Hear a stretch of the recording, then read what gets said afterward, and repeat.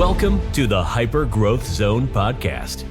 This is your go-to resource for personal growth, mastering communication, and influencing and persuasion techniques that will help you unleash the full potential of yourself and others. Here is your host, Alex Morgan.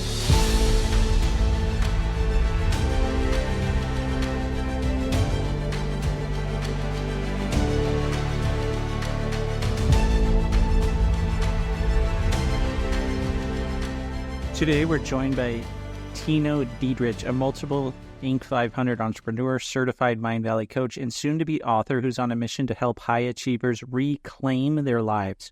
After building global businesses and facing life-altering setbacks, Tino now guides leaders in mastering resilience, redefining success, and turning their relationships into true partnerships while making their houses feel like homes again. His philosophy is clear. Life's chaos isn't the enemy. It's the ultimate test of clarity and purpose. So get ready for a powerful conversation. All right, Tino, thanks so much for joining the podcast. I appreciate you being here. Thank you for having me. All right, we were just talking a bit how important it is for you to get your message out there, and you mentioned the word epiphany. So can you give a little story on that so everyone kind of knows, why you use that word and, how that helps you get your message out there?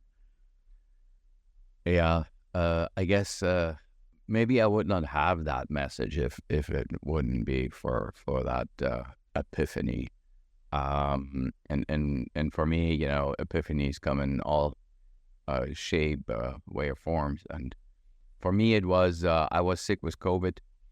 And the whole family was sick with COVID, but for me, unfortunately, it stuck with me like a piece of chewing gum under your foot, under your shoe. And I couldn't get rid of it. And you had these virtual doctor thingies, where you Zoom with your doctor, and the doctor said, I can't help you from here. You got to go to the urgent care center. And so I said, okay, I do that. You schlep yourself over there. Said to my wife, I got to go there, blah, blah, blah. I'll be back later, give me a couple of hours. And then there, they took my vitals, and they were like, oh, we can't help you here. You got to go to the emergency room. And I was like, oh, man, seriously? Like, really? I had super bad headaches, and my kidneys hurt like hell. So that was like what was going on. And I had kidney stones before, so I said, okay, the last thing I need was this whole COVID thing is not kidney stones on top of it. It's just not what you need. Kidney stones, you never need them, but then for sure you don't need them, guaranteed. So anywho, I went there, and it just, like an avalanche, it just boom. I got there, they took my vitals, they freaked out. They put me on some heavy duty pain medication. It didn't get better.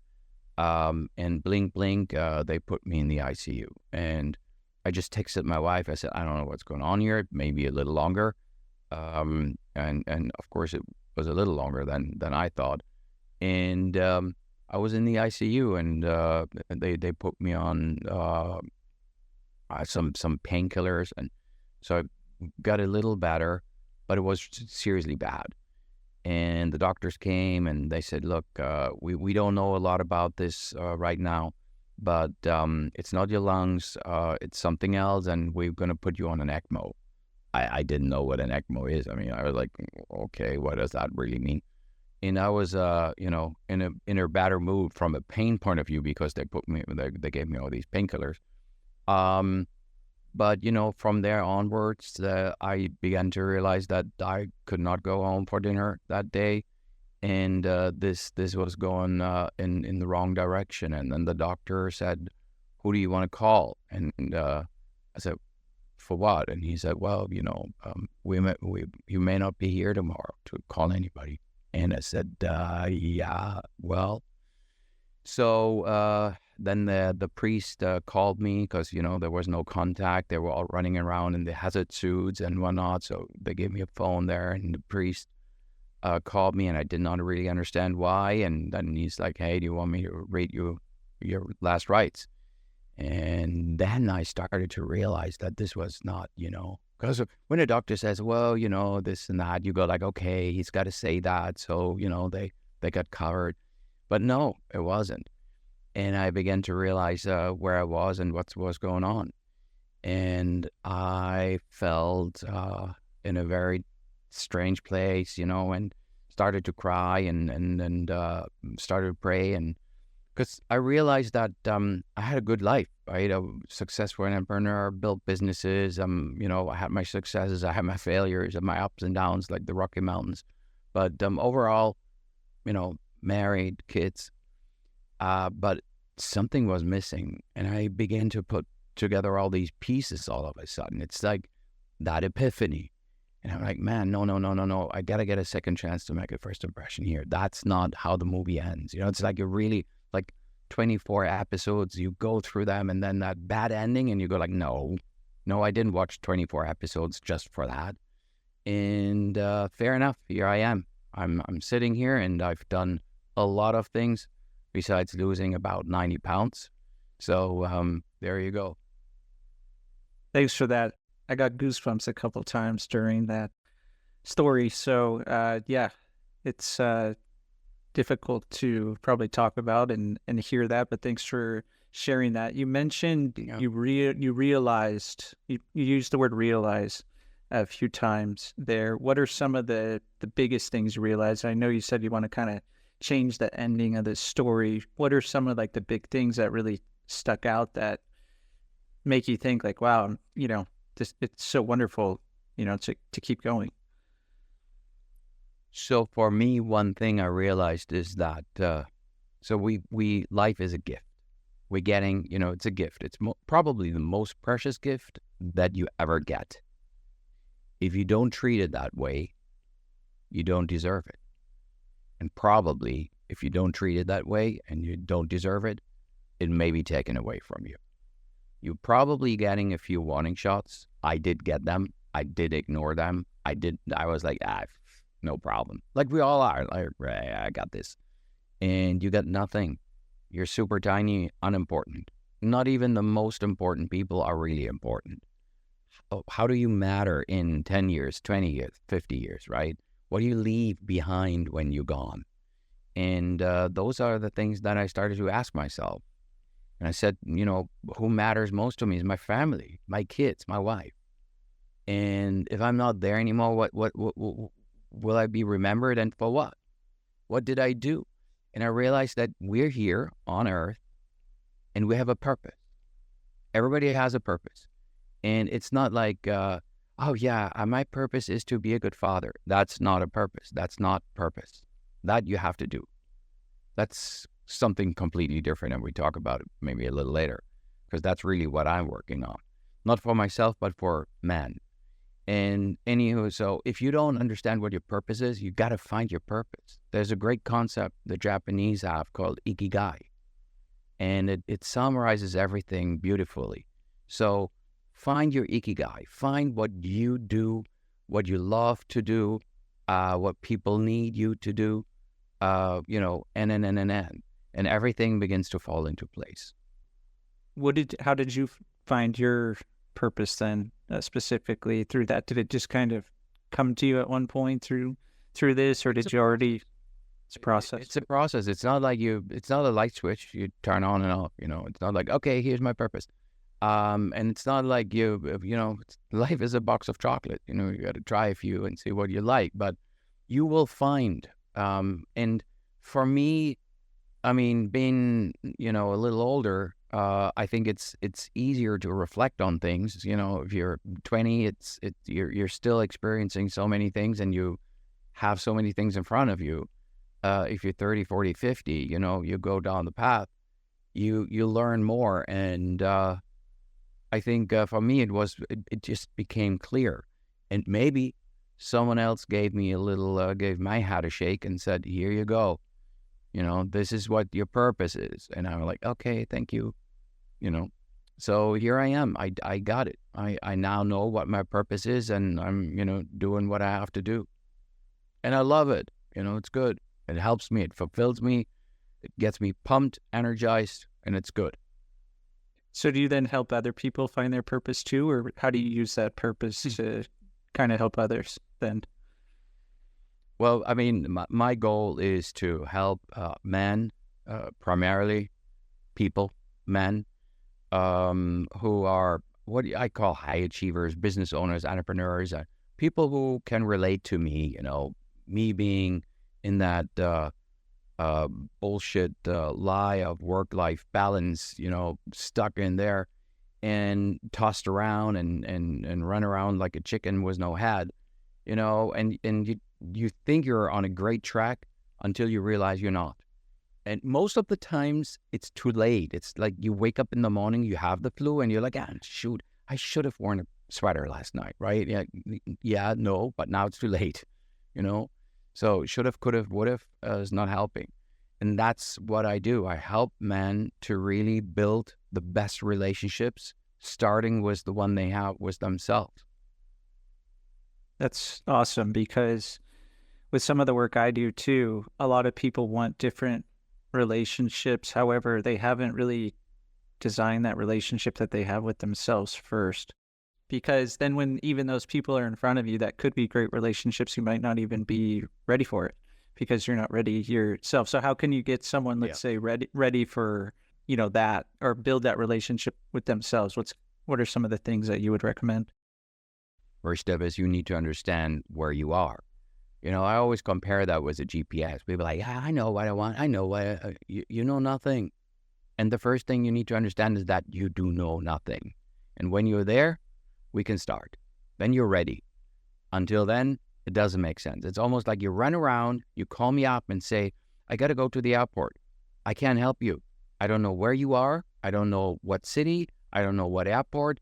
You're giving me not enough information here. Plus, you're running around. And the moment I figured out how to go from A to B, you're already at C. So my instructions to you may not help. And I'm not here to tell you, necessarily how to do something and what. I'm here to really help you to understand what, and then you will figure out how. Because you live your life, I live my life. If you say, I want to be happy, like, what does that really mean? Happy for you is maybe not so happy for me, is maybe super happy for Tom. I don't know. Okay, so they once they get that starting point, though, then where do they kind of go from there, if they know where they are once they find that out? Then the next step is you really start to define where you want to go. And you be as specific as possible. I have a great exercise. I say you close your eyes and you travel in time forward, not backwards. Forward, 5 years from now. Where are you? You wake up in the morning, who's next to you in bed? You go to the kitchen, you pour yourself a coffee or tea or water, whatever it is. Who would be there with you? You look at the pictures at the fridge, right? Who's on there? Kids, grandchildren, partner, dogs, cats, goldfish, car keys on the table. What car? You open the window. Is it cold? Is it hot? You smell the ocean, the mountains, right? Start to do that and begin to do that every day. And you begin to understand where your journey goes. Nice. So designing more than just themselves, they're kind of their environment, everything around them. It's like the Matrix, right? That's good stuff. Yeah. Because a lot of people, they don't actually spend that much time focusing on what they want at all. They don't even know what to focus on. That's the problem for most people that I've found, or one problem people have is they haven't designed what they want, or they haven't focused enough on what they want. And there's no excuse to not know what you want. Because we've been lied to. That's the biggest problem. We all live a big lie, right? You grow up, all these values and beliefs and rules, and I call them cruels. They're crappy rules. They hold you back. You're growing up, you got to do this to do that. Success in business, and you're successful, and you got to drive a big car, and you're big guy, right? And muscles and this and that. It's all bullshit. All bullshit. Yeah, you're like a millionaire and you have a ton of money and everything is great. You come home, your wife doesn't admire you, your kids don't respect you, you lose your home. Like every fourth kid in America grows up without the presence of a father. Over 2/3 of divorces are initiated by women. And you go home and you think everything is okay. Nothing is okay. You're failing. You think you're successful until the point where you realize, holy cow, I failed. But then again, you got the flu. It's too late. You should have put on the sweater last night or 2 days ago when you went out in the rain and the cold. Yeah, so most of the people that you're helping, these men, at what point are they usually coming to you then? If you're providing the sweater. Most of them sneezing, right? Most of them sneezing. Some have a bad cold. I mean, I'm not kidding. But it's so individual, because the process to understand where you are, you really, and this is where people are like, okay, so we got to be tough. Yes, you have to be a man. You're a man, right? You're a man. Yes, you have to be tough, but you also have to be vulnerable. Whoa, what do you mean? I don't get it. Well, you got to be both. And you know what? You have to be vulnerable when you have to be vulnerable. And I can't tell you when and how and where. You have to really steer that ship. You are out on the ocean. You're the captain. You can't turn to anybody and say, how do I steer this ship? This is your ship. You are in control. I give you all the tools. I give you everything you need to know to weather any storm out there, to bridge from, relationship hell island over to relationship heaven island. I give you everything. You got to do that trip yourself. Powerful stuff. So the relationship hell, then most of the people are there then that you're working with? Yes. Sometimes it's really funny. People, they know something is wrong, but they keep telling themselves, yeah, it's not that bad. It's okay. It's going to be okay. I got this, no problem. And it's not okay. And, I really applaud people who come to me when they don't necessarily need it, because you need it anyways. But if you know you need it, it's late. And I always say, bad news is bad. Bad news late is not acceptable. Wouldn't fasten a seatbelt after you hit the tree. That doesn't make sense. So then what can people kind of bring in their awareness that, this is happening? You mentioned things like vulnerability, so for some men, let's say maybe this isn't the easiest thing. Should they be more in tune to their emotions and be like, hold on a second, something doesn't feel right? Like, how do they usually recognize this without getting to that point where they really, really need something, where they can basically prevent something and get over to that other side of the island much easier? I think you look at yourself and become honest. And then when you're honest with yourself, and I would say, most men need it. Most men need it because we are all, I was there. I was right one of them. I was working hard. And if you would have asked me, I'm like, what do you want from me? Like, I do everything I can. I supply for them. They have a great life. Everything is great. And then you ask my wife and she's like, nah, it's not so great. And I'm like, what are you talking about? Right? So there's those two worlds. And I would say most of us are in that space, stuck. We may not admit it and say, can't be me. But then again, why are there so many divorces? American children grow up without the presence of a father. Why? Why is it so bad? Why is it? It's a disaster. And if you say, whoa, there's so many good people out there, therapists and this and that. If it's all so good, I ask myself, why is it getting worse? I mean, it's not like getting better. It's not better. It's really worse. With all the pressure from the outside, you turn on the TV, it's bad news. You go into the office, it's bad news. You come home, it's bad news. People are overwhelmed.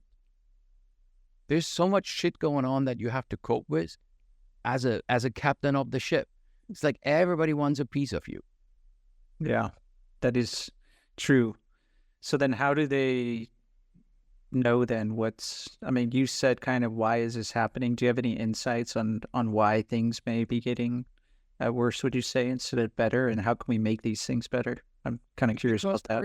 First of all, we grow up with this web of lies, right?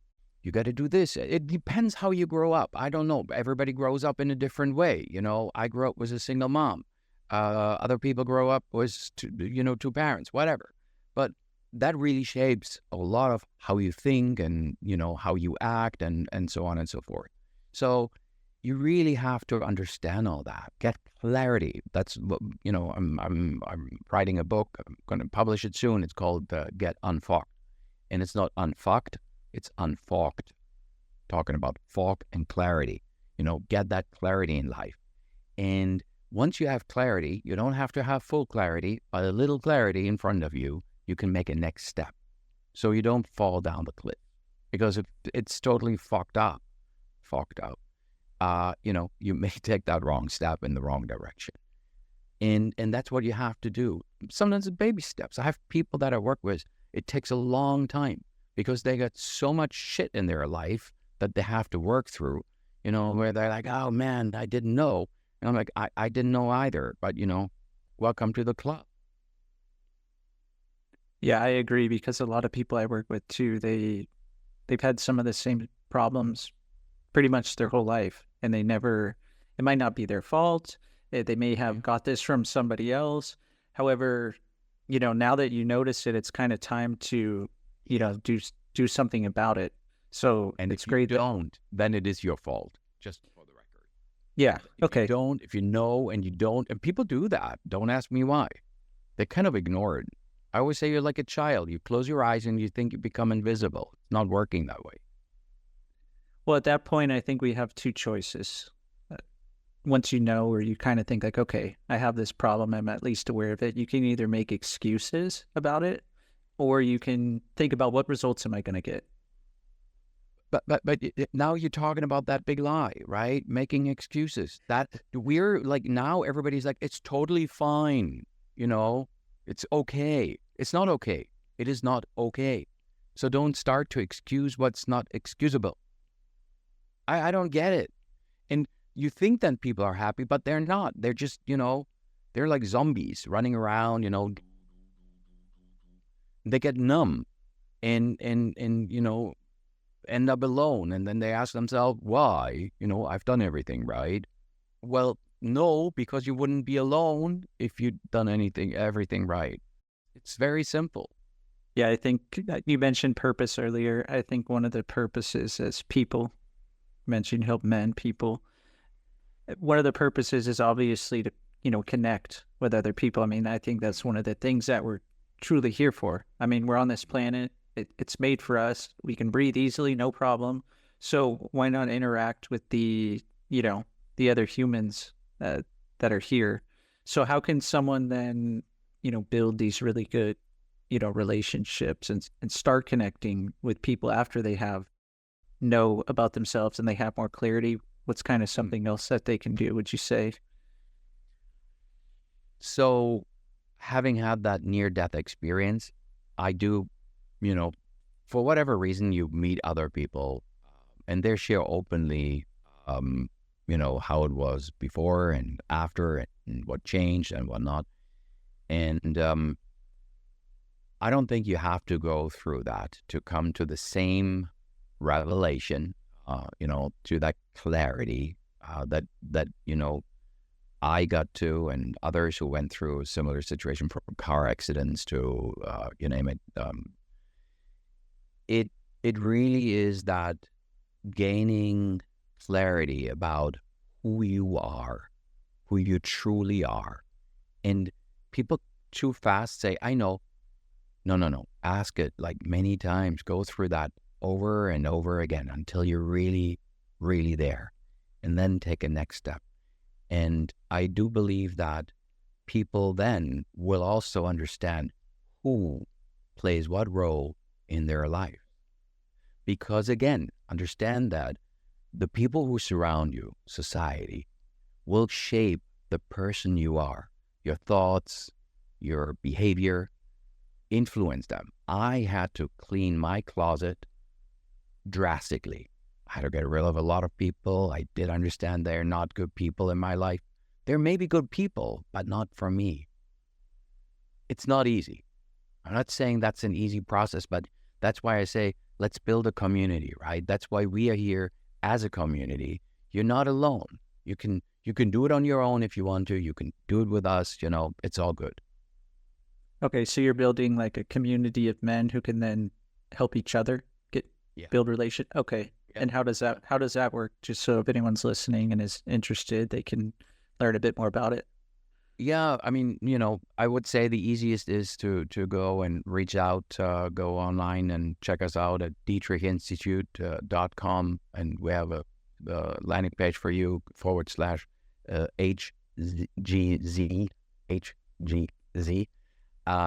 and connect with us. That's the easiest way to do that. I'm always intrigued by people who really commit to that step. There's a lot of people who say, like, oh yeah, it's like, I want to lose weight. And then the same person has a big pizza that night, and you go like, okay. And like, tomorrow. Okay. But they never lose weight. They're just like pushing that thing in front of them, and then they surprised why they get diabetes. It's like, hey, I mean, it's not a surprise. Not, didn't come, it's not like winning the lottery. It's a process. People also say like, oh, and then all of a sudden I wasn't good enough anymore. And I said, no, it's not all of a sudden. There have been probably a million signs and you just ignored them. It's not happening overnight. You don't go to bed on Friday evening and Monday morning, she's going to send you divorce papers. Maybe you do, but you're not highly in love and everything is okay that Friday evening. What I'm saying. That usually is not what happens. Yeah, they didn't just all of a sudden make a big mistake on Friday evening or over the weekend. And you mentioned your book, Tino. So what are some of the main things that you speak about in that? I mean, look, there are so many books out there, and mainly it's a great way to get to know me a little better, and maybe, I share my journey. I've read so many books, and I found the ones where people talked about their lives, and I could relate to that, much more enjoyable than all these Chinese fortune cookie bullshit books, like, oh, well, you got to do this and happy life and happy wife and blah, blah, blah. So, I share my life, and, truth to be told, I had good moments and I had not so good moments, and I talk about both of them because that shaped the person that's talking here, and the bad moments probably shaped me even more than the good moments, because when it's good, you enjoy the ride. And I say mistakes are there, you make them and you learn. And these learnings, I've kind of boiled down to 7 beacons, so to say, and those are the ones that I talk about in the book and how they played a role in my life. So what's some of the good things and bad things you mentioned? What are some of the things, going through everything you went through, what are some things like you're really proud of then at this moment? Maybe the good things and the bad things is different than necessarily what I'm proud of. I'm proud of my children, 100%. They've turned out to be good people. My wife had several miscarriages along the way, and I talk about that too. It's something that people don't really talk about that much, but that was bad. That was sad for us. And I talk about business. I had successes, and then I had huge failures. I was down, deep in the dark hole, face in the mud, and you have to pull yourself out of that hole yourself. Like what you go through. I was young. I had my first kid, was just there, and I didn't even know how to put milk in the fridge. So, there's and then later on, we chartered a private jet to go on a holiday. This is up and down, just a few years later. But, it doesn't matter if you fly private or take a bicycle. That's not really what matters. And that's what I'm trying to, get across. Thanks for that. Well, you already mentioned kind of where to go about your program. So I really appreciated the conversation. You're just a really genuine guy. So it's been great getting to know you in just this short time. So if other people want to also get to know you besides the book or your site, is there anywhere else they should go? Are you on social media or anything like that? Or how can they really connect with you if there's anywhere else? I honestly think because that's why we created that landing page, to make it easy for people who listen here, and maybe you can put it also in your notes, and then they can connect with us. I'm trying to be as communicative as I can. I have a great team around me, good people, some of them many years with me, so I'm here, and I'm trying to talk to as many people as I can myself. I cannot clone myself, so I can't do it with everyone, but I do the best I can. Yeah, we'll definitely put that in the notes. I'll definitely put that in there. So I really appreciate your time today, Tino. Thanks so much for coming on the show. Thank you, Alex. Thank you for having me. So thanks for listening. And wherever you listen to this podcast, please rate the podcast so it can get into the minds of more people. And I'd love to hear your feedback. And I hope to see you on the next episode.